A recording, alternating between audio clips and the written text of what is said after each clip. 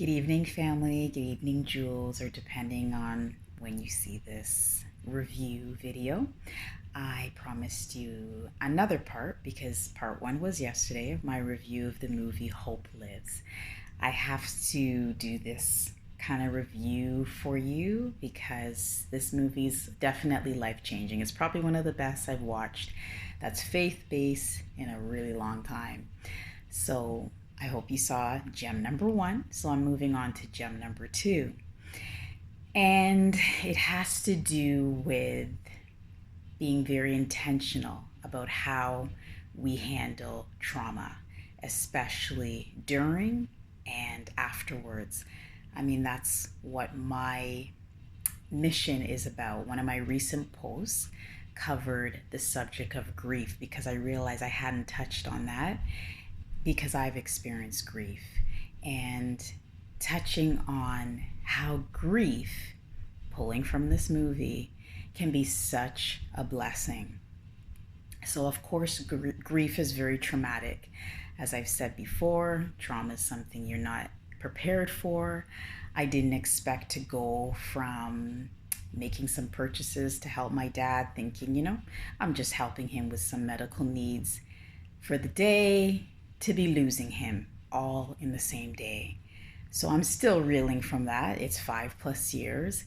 And yet, through it all, I can see how much it's been a blessing because it's allowed me to do what I'm doing here and off of this platform. So, grief is definitely something that was expounded on in this movie. One of the characters suffered from a major blow and definitely grieving. And so, one of the things that he did was to change the scenery. Made a move. Obviously, that can be a blessing because it provides you with new faces, new experiences, new opportunities. And he took advantage of that. But what I think is so powerful is with his grief, he turned it into service. And the way he served is also powerful. So he's healing and he's helping others to heal. I want to pull from the scriptures as well.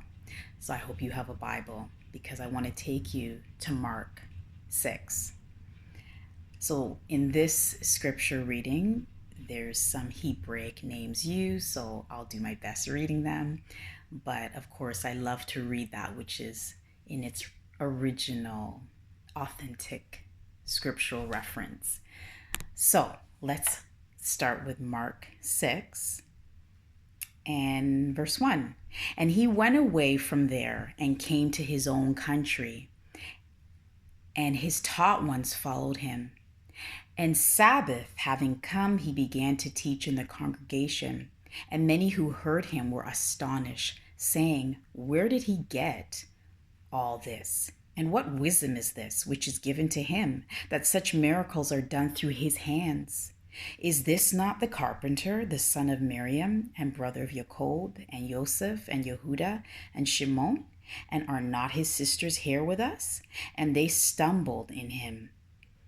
And Yahusha said to them, A prophet is not unappreciated except in his own country, and among his own relatives, and in his own house. And he was unable to do any miracle there, except that he laid his hands on a few sick ones and healed them. And he marveled because of their unbelief. And he was going around among the villages teaching. And he called the 12 near and began to send them out 2 by 2, and gave them authority over unclean spirits. And he instructed them to take none at all for the journey except a staff, no bag, no bread, no copper in their money belts, but to wear sandals and not to wear 2 undergarments. And he said to them, Wherever you enter into a house, stay there until you leave that place. And any place that does not receive you or listen to you, when you leave there, shake off the dust under your feet as a witness against them. You can continue reading, but oh, how powerful. Grief can be flipped into service. And when you're traumatized, especially by those you think love you or have hurt you, you can turn that pain into prospering and still do the will of the Most High and be blessed and be a blessing. That's healing, in my opinion. Hope you agree. Blessings and shalom.